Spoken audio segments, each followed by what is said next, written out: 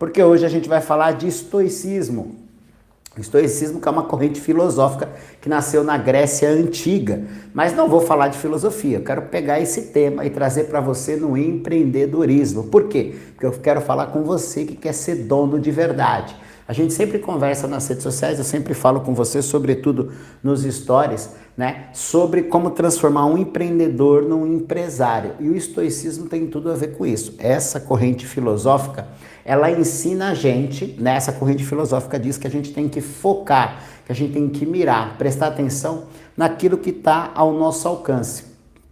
Nada melhor para a gente bater papo nos dias de hoje do que o estoicismo, já que a gente é bombardeado diariamente com milhões e milhões e milhões de informações.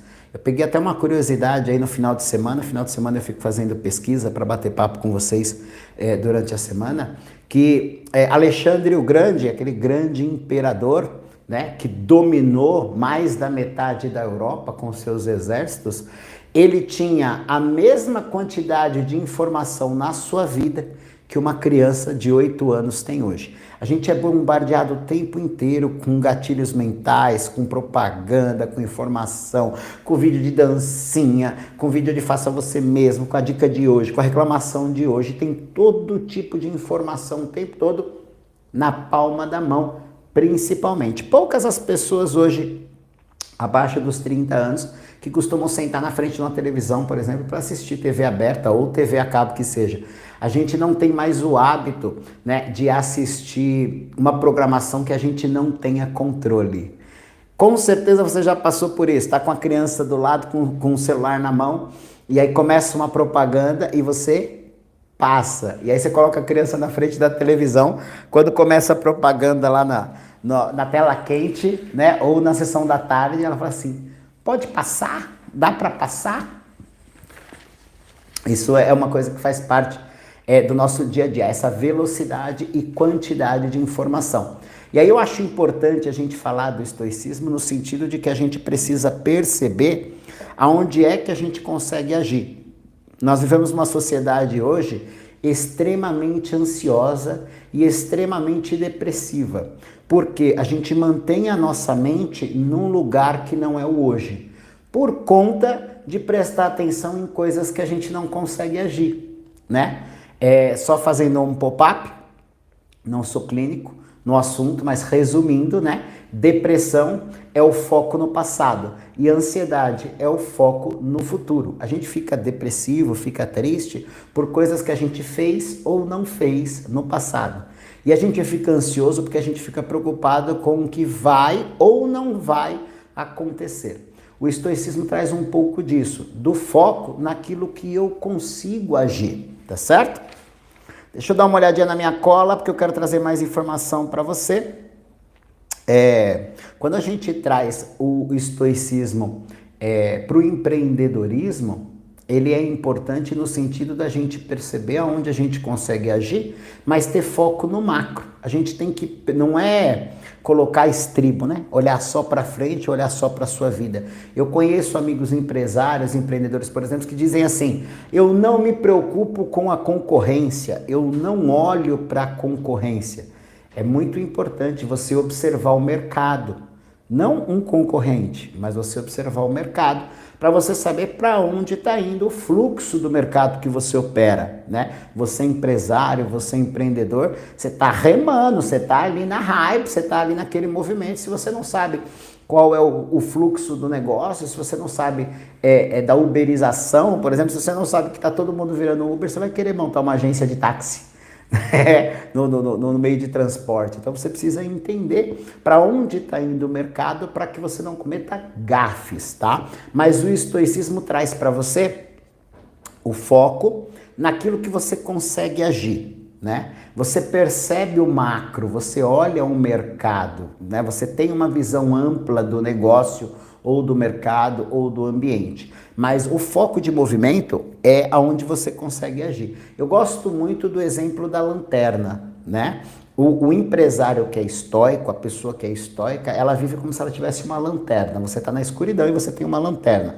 Essa lanterna ela tem um limite de luminosidade, nesse exemplo, vai 2, 3 metros.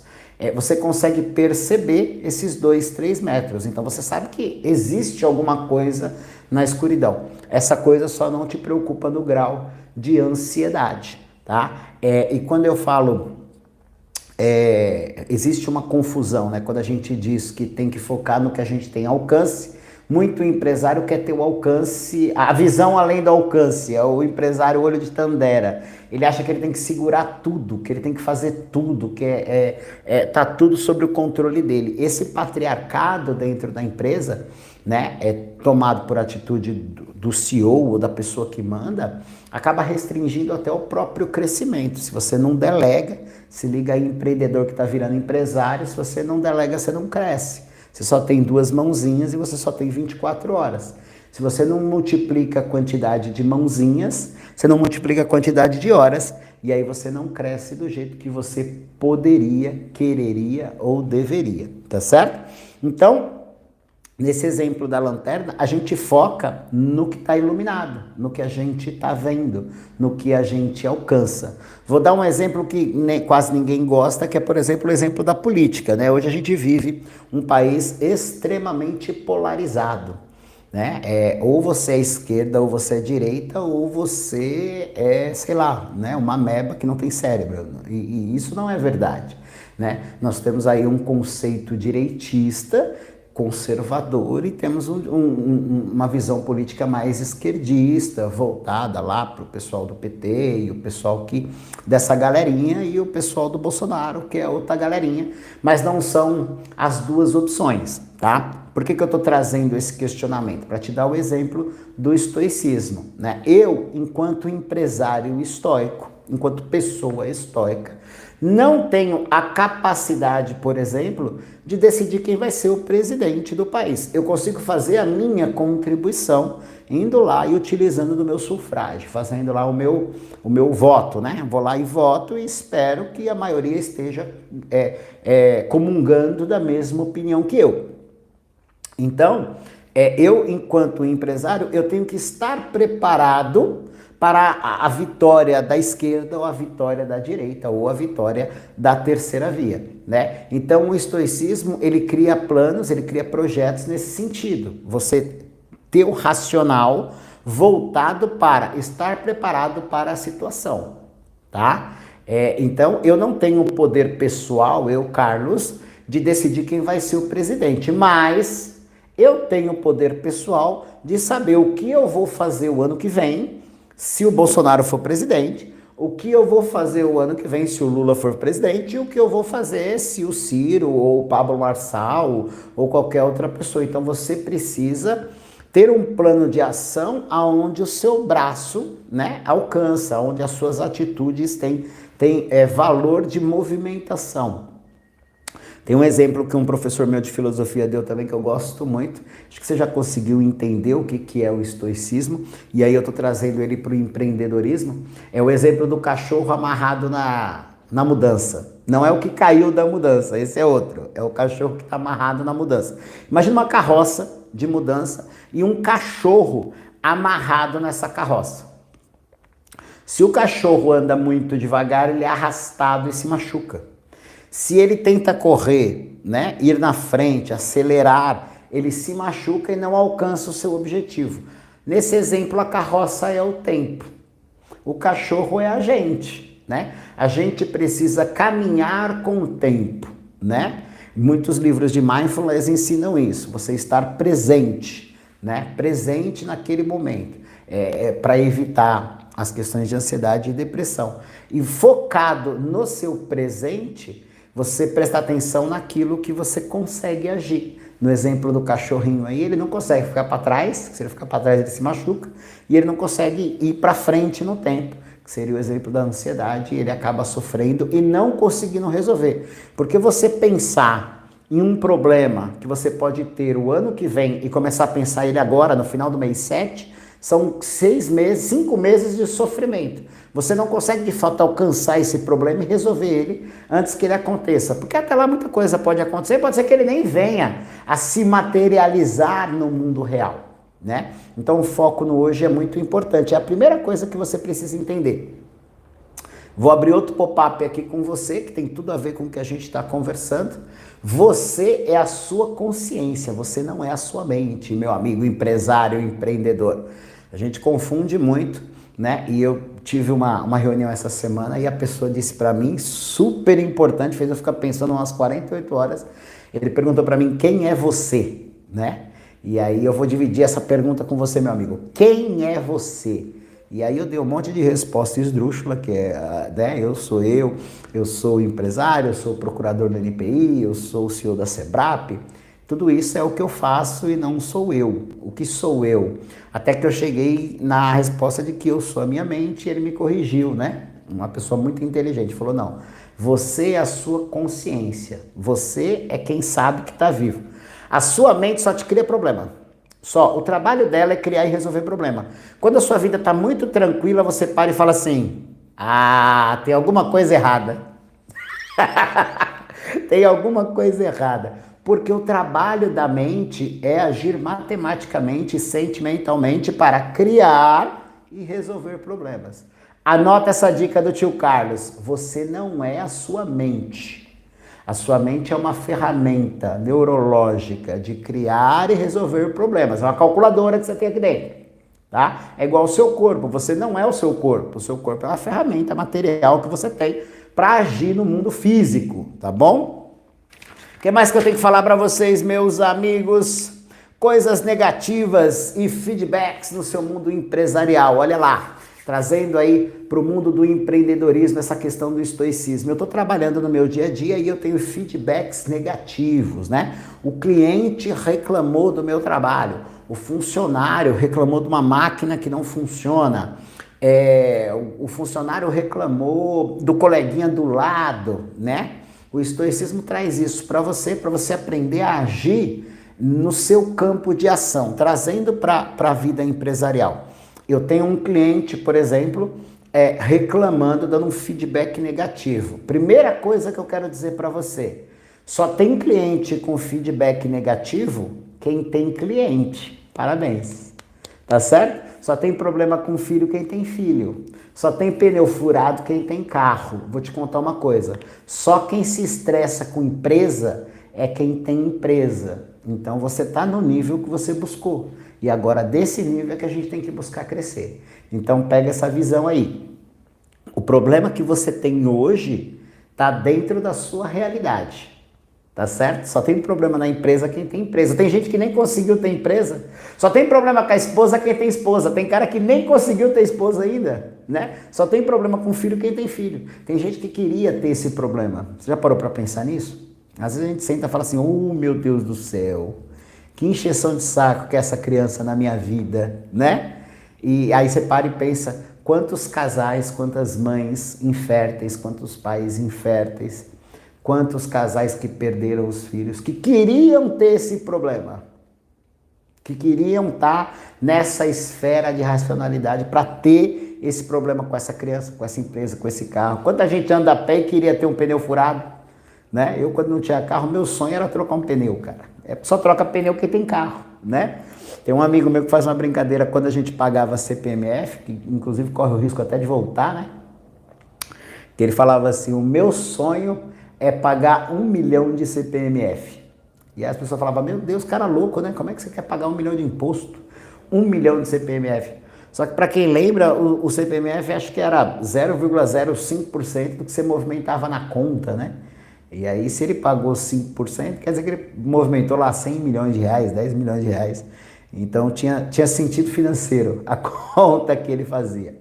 Tá? Voltando lá para o nosso dia a dia de mercado, depois desse pop-up, né? O cliente deu um feedback negativo para a gente.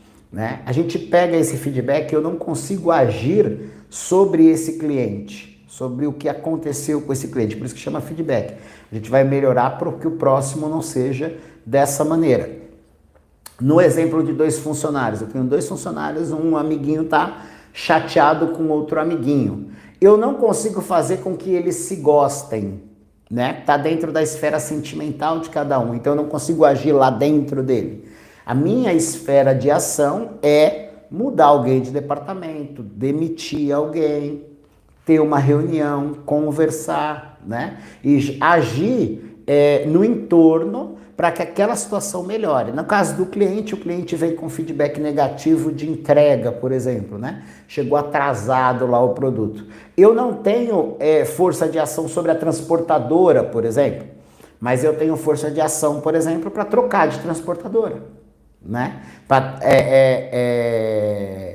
encontrar outras maneiras de fazer essa entrega, ou de dar um desconto para o meu cliente retirar em loja, né? Tá dentro do meu campo de ação esse tipo de atitude.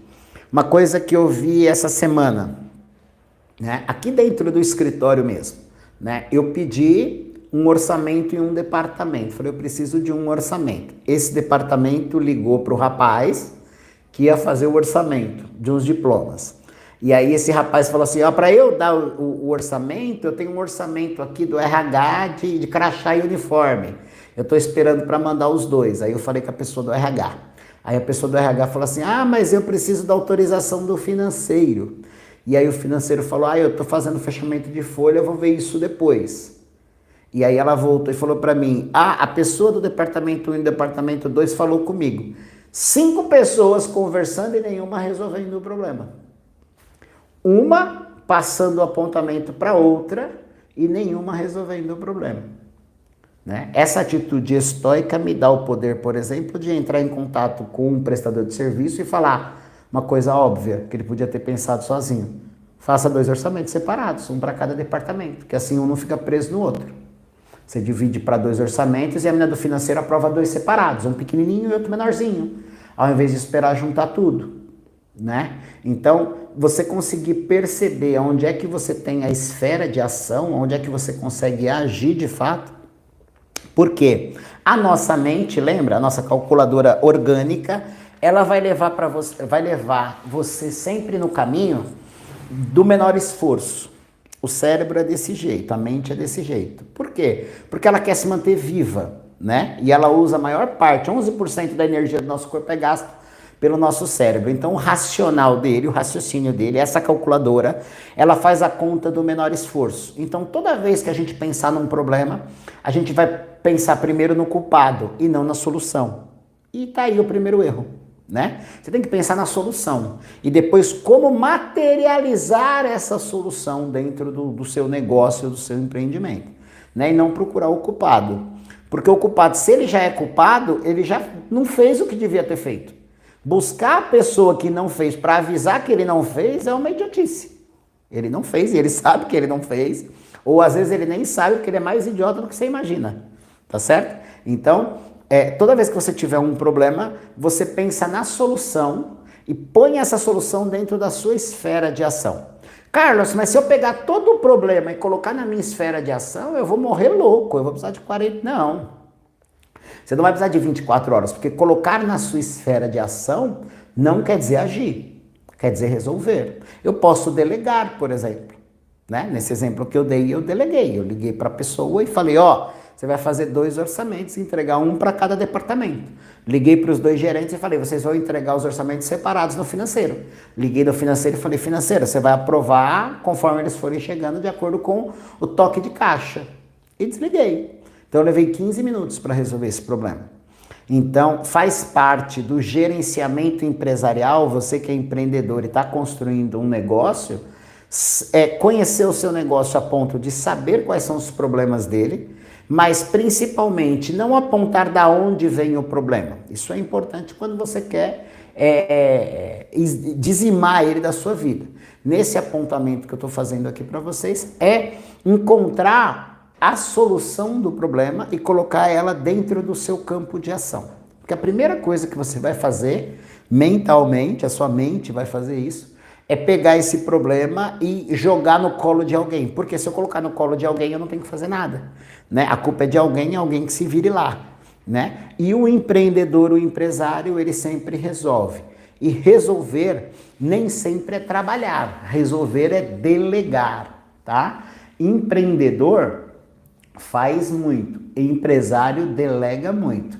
A gente vai fazer uma live aqui qualquer hora para fazer essa diferença. Eu tenho vários vídeos aqui no YouTube e lá no Instagram que falam dessa diferença, de como delegar e de como crescer o seu negócio e transformar o seu empreendimento numa empresa de verdade. Tá certo? Era esse papo que eu queria bater com vocês hoje. Obrigado.